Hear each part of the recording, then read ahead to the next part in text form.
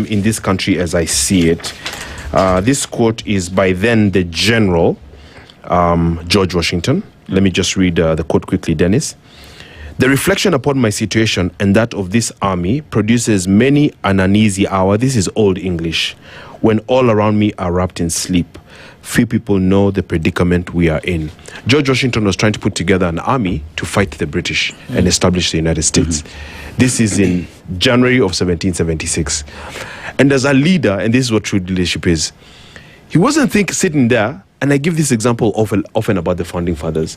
He wasn't sitting there thinking about a helicopter. There are no cars even those days, or about money, or about wives, or allowances. He was sitting there thinking about a dream about a country. So this is what leadership is, Ndu.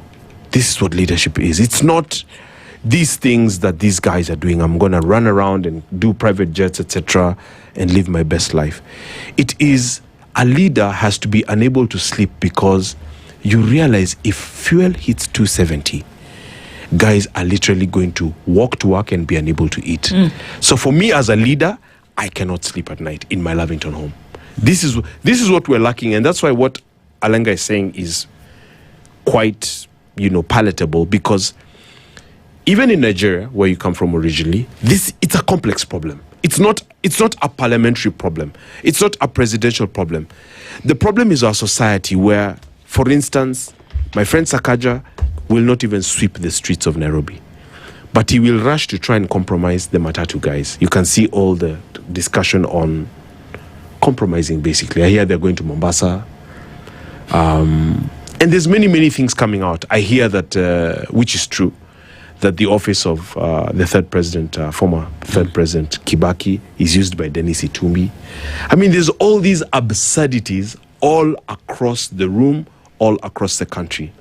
It therefore follows that you cannot have this kind of reckless style of governance and then have accountability. It cannot follow that you can have this reckless approach and have an largely incompetent cabinet, and then at the same time be abiding by the Constitution. So one would say, for instance, on this headline today, that the president removed Gachagua, who is a bad man. We agree on that, because you wanted a pliable man.